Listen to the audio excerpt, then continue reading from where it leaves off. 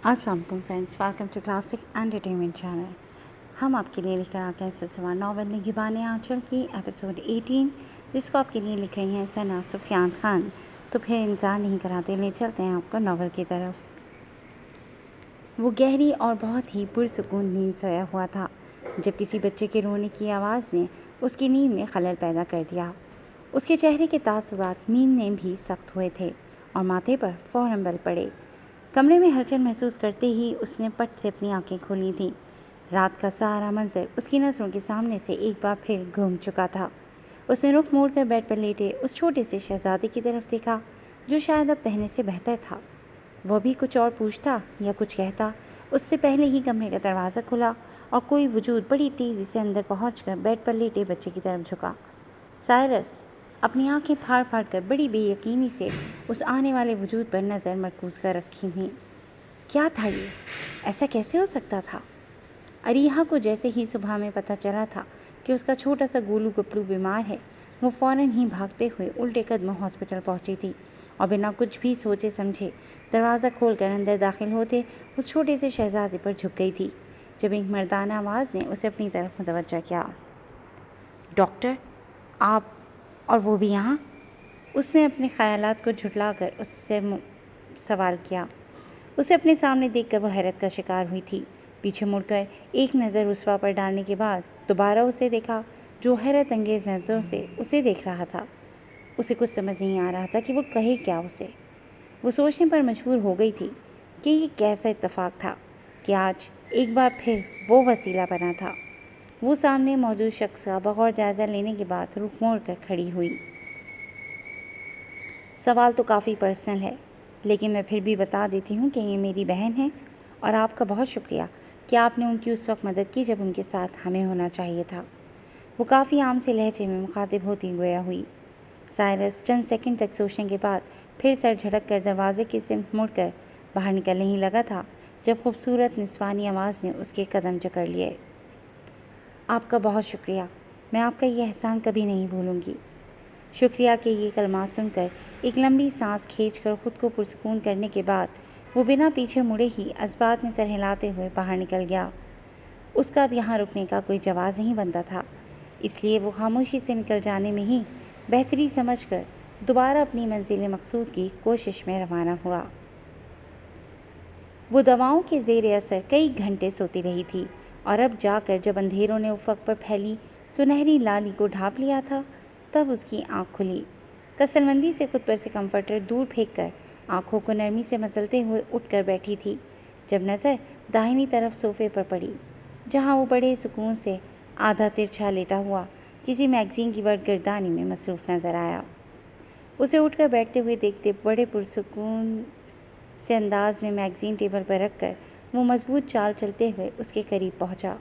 उसकी नज़रों के सामने ही वो चेहरा था जिसे देखकर हर बार ही उसे अपना माजी बड़ी शिद्दत से याद आता था, लेकिन वो कभी जाहिर नहीं करना चाहता था क्योंकि वो अब उसकी ज़िंदगी में शामिल हो चुकी थी और हौले हौले उसके दिल में भी उतरती जा रही थी। जिसे अपनाया जाता है उसे ना तो अपनी नज़रों से गिराया जा सकता है और ना ही उसे बेइज्जत किया जा सकता है। 10 मिनट में फ़्रेश होकर मेरे सामने आओ। नरमी से उसका हाथ थाम कर खड़ा करते हुए मध्यम आवाज़ में हिदायत देकर वहीं बेड पर दराज हो गया था और वो खामोशी के साथ उसके कहे हुए पर अमल करने के लिए वॉशरूम का रुख कर चुकी थी। 10 मिनट बाद वो फ़्रेश होकर फ़िरोज़ी रंग के कॉटन के सूट में मरबूस उसके सामने थी। उस पर एक तंकीदी नज़र डालकर वो भी हाथ झाड़ते हुए उठकर खड़ा हुआ था और टेबल पर रखे अपने मोबाइल और गाड़ी की चाबी अपनी जेब में रखते बाहर निकलते निकलते उस पर दोबारा भी एक नज़र डालना नहीं भूला था। इस तरह खड़ी मुझे देख क्या रही हो? चलो मेरे साथ। उसे एक ही जगह जमे हुए देखकर 2 कदम पीछे आते उसका हाथ अपने हाथों में थामते आगे बढ़ना चाहा था जब वो अपने हाथों को पीछे खींचते वहीं खड़ी रह गई। क्या हुआ है? उसके रद्द-ए-अमल पर उसने हैरत से सवालिया नज़रों से उसे देखा। असावरी बिना जवाब दिए अलमारी के पट खोलकर अपना अबाया निकालने लगी और 3 मिनट बाद वो सियाह रंग के नकाब में मलबूस उसके सामने थी। सिर्फ उसकी आंखें ही अब दिखाई दे रही थीं, बाकी वो पूरी छुपी हुई उसे बहुत प्यारी लगी थी। ये अबाया तुमने अब पहनना शुरू किया है उन गुंडों के डर की वजह से या फिर हमेशा से पहनती आ रही हो?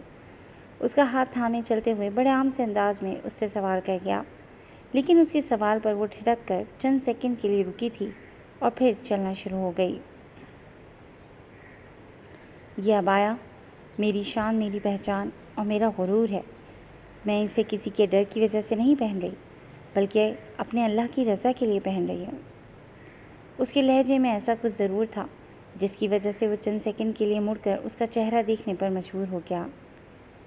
جب پردے کا حکم آیا تب عرب کی عورتوں نے چادریں کاٹ کر اوڑھ لی تھیں، صرف اس لیے کہ اللہ کی طرف سے یہ حکم آیا ہے۔ اس کے پیچھے قدم سے قدم ملا کر چلتی دھیمی سرگوشی نما آواز میں وہ بولتی جا رہی تھی۔ گاڑی کے قریب پہنچ کر اس نے بے اختیار اس کی طرف مڑتے ہوئے اس کے گرد حسار کیے، نرمی سے اس کی پیشانی پر اپنے لب مس کیے۔ وہ اس کی حرکت پر فوراً خاموشی اختیار کرتے حیا سے سرخ ہوتی پلکیں جھکا کر کھڑی رہ گئی۔ چند پل بعد پیچھے ہٹتے ہوئے اپنے چہرے پر نرم سی مسکراہٹ لیے اس کی باتیں سننے کے ساتھ ساتھ اس نے گاڑی کا دروازہ کھول کر اسے بیٹھنے کا اشارہ کیا۔ اس کے بیٹھتے ہی وہ گاڑی گیٹ سے نکالتے ہوئے مین روڈ پر ڈال چکا تھا۔ سب سے پہلے وہ اسے ہاسپٹل لے کر آیا تھا اور دوا لے کر ایک بہت بڑے مال میں لے کر گیا۔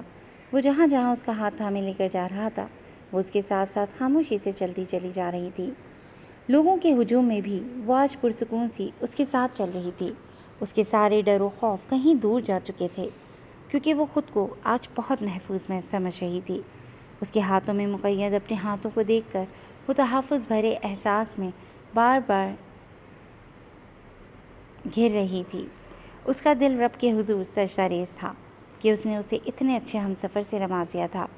اچھے ہمسفر سے اس کی مراد صرف ابھی یہی تھا کہ اس کا ہمسفر اسے تحفظ اور مان دے رہا تھا، اس کا محافظ بنا اس کے ساتھ ساتھ تھا، اسے محبت سے پہلے عزت دینے کو ترجیح دے رہا تھا۔ اور ایک اچھے ہمسفر میں یہ ساری کوالٹیز ہونی چاہیے، اور اللہ نے جس کے ہاتھ میں اس کا ہاتھ دیا تھا اس کے اندر یہ ساری کوالٹیز تھیں۔ پھر بھلا وہ اپنے رب کا شکر کیسے ادا نہ کرتی؟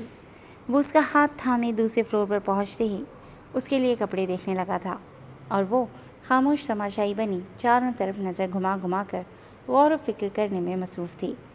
2-3 ڈریسز الٹ پلٹ کر دیکھنے کے بعد وہاں کام کر رہی ایک لڑکی سے سرگوشی نما انداز میں کچھ باتیں کرنے لگا۔ اس کے بعد وہ پیچھے مڑ کر اس کے قریب آتے ایک نظر اس کو دیکھنے کے بعد پھر دوبارہ ریک میں لگے کپڑوں کی طرف مڑ گیا تھا۔ 5 بہترین ڈریسز لینے کے بعد وہ اس کے لیے 5 ہی کاٹن سوٹ لینے لگا تھا، کیونکہ اس نے دیکھا تھا کہ وہ گھر زیادہ تر کاٹن کے سوٹ میں ہی ملبوس ہوتی تھی۔ اس کے بعد وہ کچھ نائٹ ڈریس لینے کے لیے مڑ چکا تھا۔ وہ وہیں خاموش ایک جگہ کھڑی اسے دیکھ رہی تھی، جو سیاہ رنگ کے سلک کے ٹراؤزر اور شرٹ دیکھ رہا تھا، جو نائٹ ڈریس کے طور پر استعمال کیا جاتا تھا۔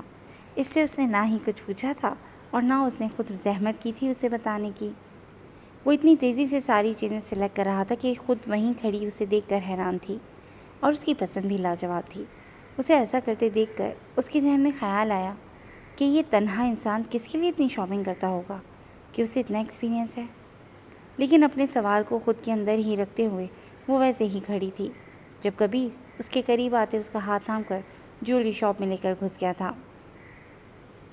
وہاں بھی وہ اس سے کچھ پوچھنے کے بجائے خود ہی ایک طرف کھڑے ہو کر نہ جانے کون کون سی جویلری دیکھ رہا تھا اور پسند کر کے آرڈر بھی دے رہا تھا۔ وہ ایک چیئر پر بیٹھی تماشائی بنی سب کچھ دیکھ رہی تھی۔ سمجھتے کیا ہیں خود کو؟ کوئی بہت توپ چیز ہے، جب سے لے کر آئے ہیں بس گھسیٹتے ہی جا رہے ہیں۔ جب خود ہی سب کچھ لینا تھا تو مجھے لانے کی کیا ضرورت تھی؟ یا پھر معلوم نہیں ہے میرے ہی لیے لے رہے ہیں یا پھر کسی اور کے لیے لے رہے ہیں؟ پھر میں کیوں اتنی رعایت کروں؟ میں بھی جا رہی ہوں یہاں سے۔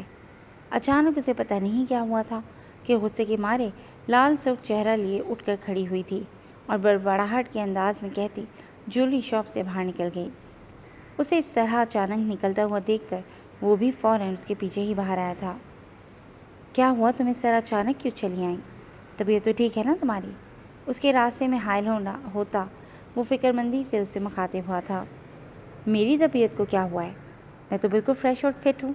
اگر آپ کی شاندار شاپنگ پوری ہو گئی ہو تو کیا اب ہم یہاں سے جا سکتے ہیں؟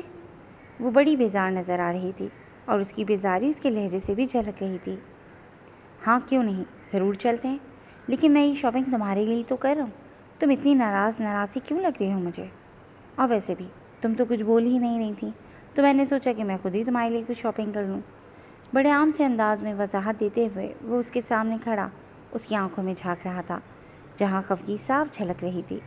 اسے اس طرح خفا ہوتے دیکھ کر چند پل کے لیے اس کی آنکھوں میں حیرانی در آئی تھی، لیکن لب فوراً ہی مسکراہٹ کے انداز میں ڈھلے تھے، جو ماسک کے پیچھے چھپے ہونے کی وجہ سے کسی کو دکھائی نہیں دیے۔ اچھا، میری نالج میں اضافہ کرنے کے لیے بہت بہت شکریہ، لیکن پہلی بات، یہاں پر میں بولی نہیں تھی یا پھر آپ نے پوچھنا گوارا نہیں کیا تھا، اور ویسے بھی مجھے بیگانی شادی میں عبداللہ دیوانہ بننے کی کوئی خواہش نہیں ہے۔ غصے سے بھرپور وہ بھرائی ہوئی آواز میں بولتی قدم آگے بڑھانے لگی، اور وہ سامنے کھڑا ٹکٹکی باندھے اسے دیکھ رہا تھا۔ اس کا اس طرح شکوے شکایات کرنا، غصہ دکھانا، سب کچھ بہت اچھا لگ رہا تھا۔ آج اسے اپنی زندگی میں خوشی کا احساس ہو رہا تھا۔ اب تک وہ ان سارے احساسات سے محروم تھا، لیکن آج اسے وہ سارے احساسات اور جذبات محسوس ہو رہے تھے جو کہ ایک عام انسان کو ہوتے ہیں۔ کس بے وقوف پاگل انسان نے تم سے کہہ دیا کہ یہ شاپنگ کسی شادی کے لیے ہو رہی ہے، اور وہ بھی بیگانی شادی کے لیے؟ اپنی مسکراہٹ کا گلا گھونٹ کر وہ چند قدم آگے بڑھتے اس کے ساتھ ساتھ چلنے لگا تھا۔ اب وہ دونوں مال سے نکل کر گاڑی کی طرف بڑھ رہے تھے۔ اس کے سوال پر وہ بے اختیار ٹھٹک کر رکی تھی۔ وہ یہ سب کیا کر رہی تھی؟ وہ سوچنے پر مجبور ہو گئی، کیسے اس سے اپنے احساسات مقابل شخص پر ظاہر کر دیے۔ اس سوچ کے آتے ہی شرمندگی سے اس نے اپنی آنکھوں کو زور سے میچ لیا۔ وہ آنکھیں میچے ساکت سی کھڑی تھی، جب اپنے قریب تر اس کی خوشبو محسوس کرتے ہی زور سے اپنی سانسیں اندر کھینچیں اور اپنی آنکھیں پٹ سے کھول کر سامنے دیکھا تو وہ اس کے لیے گاڑی کا دروازہ کھول رہا تھا۔ ان سیاہ پرکشش آنکھوں میں جھانک کر دیکھتی ہوئی وہ اپنے دل کی دھڑکنوں کو معمول پر لانے کی کوشش میں ہلکان ہوئی تھی، جبکہ وہ نظروں سے ہی اسے بیٹھنے کا اشارہ کرتے ہوئے اس کے دل میں ہلچل مچا گیا تھا۔ تم نے جواب نہیں دیا؟ اس کے بیٹھنے کے بعد گاڑی اسٹارٹ کرتے ہوئے اس نے بحث کو طویل کرنے کے لیے اکسایا۔ میں فضول سوالات کے جوابات نہیں دیا کرتی۔ بے نیازی کی حد تھی۔ وہ شیشے کی طرف رخ موڑے گویا ہوئی۔ اس کی بے نیازی کو دیکھ کر وہ خاموشی اختیار کر گیا تھا، اور اسے اس طرح اچانک خاموش دیکھ کر وہ اندر ہی اندر خود کو کوسنے لگی۔ کیا تھا اگر وہ اسے ٹھیک سے جواب دے دیتی؟ کیونکہ اس کے رویے سے صاف ظاہر ہو رہا تھا کہ وہ ان کے مابین تعلقات کو بہتر بنانے کی کوشش کر رہا ہے۔ ایک جگہ رک کر اس نے کھانا پیک کروایا اور پھر گھر کے راستے پر گامزن ہو گیا۔ اسے گھر ڈراپ کرنے کے بعد وہ خود اپنی منزل کی طرف روانہ ہوا۔ آج اس کی سوچوں کا محور بس وہی ایک چہرہ تھا جسے وہ ہر پل ہر لمحہ یاد کرتا آیا تھا، جس کے لیے دن رات ایک کر کے اس نے یہ پوسٹ حاصل کی تھی، جسے ڈھونڈنے کے لیے ان 3 سالوں میں نہ جانے کتنی بار اپنی وردی کا استعمال کر چکا تھا، لیکن پھر بھی آج تک اسے وہ چہرہ نظر نہیں آیا۔ اس کے ہاتھ ہمیشہ خالی ہی رہے، اس کی نظروں کی پیاس کبھی بجھ نہیں سکی۔ 15 دن پہلے پھر اس کام کے لیے اس نے اپنے کسی آدمی کو لگایا تھا جو آج اس کیفے میں اس خبر کے متعلق معلومات فراہم کرنے والا تھا۔ وہ وقت کا پابند اس وقت تقریباً 2 گھنٹے سے انتظار میں بیٹھا ہوا تھا اور اس درمیان 3 کپ کافی پی چکا تھا۔ آج یہ انتظار اسے صدیوں پر محیط معلوم ہو رہا تھا۔ انتظار بھی بڑی جان لیوا شے ہے جو اندر تک اترتی اور رگوں کو کاٹتی وحشت ناک اندھیروں میں اتار دیتی ہے۔ وہ بظاہر مطمئن نظر آ رہا تھا، لیکن کوئی بھی اس کے چہرے کو دیکھ کر ہی جان سکتا تھا کہ وہ کس قدر اذیت اور تکلیف میں مبتلا ہے۔ اس کے چہرے پر کچھ ہی نہیں بلکہ بہت کچھ کھونے کا غم ہمیشہ نظر آتا تھا۔ کچھ پل بعد اس کی نظر داخلی دروازے پر پڑی، جہاں سے ایک شخص بڑی تیزی سے اسی کی طرف آتا دکھائی دیا۔ اسے اپنے قریب دیکھ کر سامنے بیٹھنے کا اشارہ کیا۔ خبر کے متعلق سوچ کر ہی اس کا دل بے اختیار دھڑک دھڑک کر پاگل ہوا تھا۔ اظہر علی، جس خبر کا میں بے چینی سے انتظار کر رہا ہوں وہ مجھے فراہم کریں۔ وہ اس وقت اپنے احساسات چھپانے سے قاصر تھا۔ اس کی نظریں سامنے موجود شخص پر ٹکی ہوئی تھیں، جس کے چہرے سے ہی مایوسی جھلک رہی تھی، لیکن پھر بھی وہ نا امید نہیں ہونا چاہتا تھا۔ امید کا دامن تھام کر آج تک وہ آگے ہی بڑھتا آیا تھا، اور اسے اپنے رب پر کامل یقین تھا کہ ایک نہ ایک دن وہ اپنی منزل تک ضرور پہنچے گا۔ سر، آپ کی دی گئی انفارمیشن سے کچھ بھی نہیں مل رہا، بلکہ ہمیں وہاں تک پہنچنے میں اسی لیے وقت لگ رہا ہے کیونکہ کچھ بھی آپ کے بتائے ہوئے سے میل نہیں کھاتا۔ سامنے موجود شخص کی بات سنتے ہوئے اس کے چہرے کا رنگ متغیر ہوا تھا۔ سچ ہی تو کہہ رہا تھا وہ۔ آج سے نہ جانے کتنے سال پہلے کی بات تھی، بلکہ اسے تو ٹھیک سے کچھ یاد بھی نہیں تھا۔ سر، جس حادثے کا حوالہ آپ دے رہے ہیں وہ تقریباً 20-21 سال پہلے کی بات ہے، جس وجہ سے اب تک شہر ہی کیا گلی گلی اور چپا تک بدل چکا ہے۔ پھر بھی آپ اب سے ہفتے بھر کا اور وقت دے دیں، کچھ نہ کچھ ہاتھ لگ ہی جائے گا۔ اس نے اس کو بھروسہ دلاتے ہوئے اس سے کچھ اور وقت مانگا۔ وہ کیا کر سکتا تھا؟ کچھ بھی نہیں۔ اس کے ہاتھ میں تو کچھ بھی نہیں تھا، وقت دینا ہی تھا اس نے۔ لیکن اب وہ خود اپنے طور پر محنت کرنے کی اور زیادہ سوچ رہا تھا کہ شاید کچھ تو ہاتھ لگ جاتا۔ بولنے کی سکت نہ ہونے کی وجہ سے وہ صرف سر ہلا کر ہی اپنے مقابل بیٹھے شخص کو اجازت دے چکا تھا، اور اس کی اجازت ملتے ہی وہ فوراً اٹھ کر وہاں سے اپنی منزل کی طرف دوبارہ روانہ ہو گیا۔ کاش کہ میں تمہیں اپنے لیے خود سے دور نہ بھیجتا، تو تم آج بھی میرے ساتھ ہوتے، شاید میرے پاس ہوتے، میرے قریب ہوتے۔ آج ہم دونوں ایک دوسرے کا حوصلہ بنتے اور مل کر اپنا آپ ڈھونڈ رہے ہوتے۔ شدت غم سے اس کی آنکھیں سرخ انگارہ ہوئی تھیں۔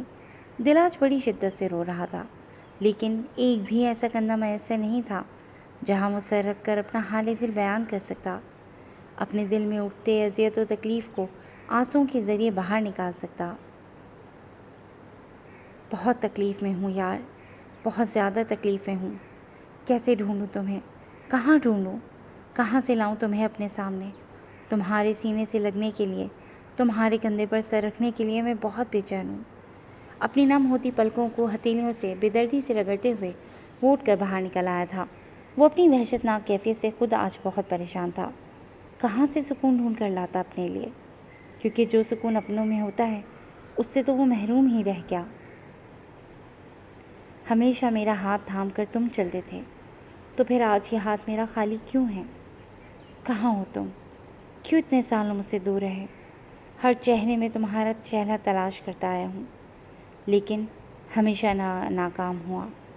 وہ چیخ چیخ کر رونا چاہتا تھا، اپنے آنسوؤں کو بڑی بے دردی سے باہر نکالنا چاہتا تھا، لیکن مجبور تھا، کیونکہ رونے کے لیے اس کے پاس کوئی کندھا جو میسر نہیں تھا، کوئی تسلی دینے والا نہیں تھا، کوئی اس کے دل پر محبت سے تھپکی دینے والا نہیں تھا۔ بہت مشکل سے خود پر ضبط کے پہرے بٹھاتے ہوئے اس نے اپنی پینٹ کی جیب میں ہاتھ ڈال کر کسی چیز کو آنکھیں بند کیے محسوس کرنے کی کوشش کی۔ ہاں، وہ چیز ہمیشہ سے اس کے ساتھ تھی، ہمیشہ سے اس کے پاس تھی۔ اس جدائی کے لمبے وقفے کے درمیان یہی ایک چیز تو تھی جو اس کی اپنی تھی اور اسے اپنی طرف ہمیشہ کھینچتی تھی۔ جو انسیت اور جو لگاؤ اسے اس مصنوعی چیز سے تھا، وہ اسے کہیں بھی نہیں ملتا تھا۔ اسے اپنی ہتھیلیوں کے درمیان لیے انگلیوں کی پوروں سے چھوتے ہوئے خود کے اندر ایک سکون سا محسوس ہوا۔ یہ ایک چھوٹی سی انگوٹھی تھی جو کسی بچے کی معلوم ہو رہی تھی۔ اس سمپل مگر خوبصورت انگوٹھی کے درمیان میں بنے چھوٹے سے چاند پر انگلیاں پھیرتے ہوئے شدت جذبات سے اسے لبوں سے چوم لیا۔ کتنی ہی یادیں اس انگوٹھی سے جڑی ہوئی تھیں، لیکن ان لمحوں کو اپنے ذہن میں یاد کرنے کی کوشش میں وہ ہلکان ہوا تھا، کیونکہ ان یادوں کی چھبی اب دھندلا رہی تھی۔ خود کو پرسکون کرنے کے بعد اب اس انگوٹھی کو دوبارہ اپنی انگلیوں کے پونوں سے سہلاتے ہوئے وہ اسے محبت پاش نگاہوں سے دیکھ کر اپنی جیب میں رکھ چکا تھا۔ گاڑی کا دروازہ کھولتے اس کی سیٹ پر بیٹھتے ہوئے اس نے چند پل آنکھیں موند کر خود کو ریلیکس کیا اور پھر وہاں سے روانہ ہو گیا۔ جی ویئرز، آج کے لیے بس اتنا ہی۔ کیسی لگی آپ کو آج کی ایپیسوڈ؟ ہمیں اپنے کمنٹ سیکشن میں ضرور بتائیے گا، اور کلاسک انٹرٹینمنٹ چینل کے ساتھ جڑے رہیے گا تاکہ آپ کوئی بھی ایپیسوڈ مس نہ کر سکیں۔ اور اگر آپ ہمارے چینل پر نئے ہیں تو ہمارے چینل کو لائک اور سبسکرائب کرنا ہرگز نہ بھولیے گا۔ نیکسٹ ایپیسوڈ تک کے لیے اللہ حافظ۔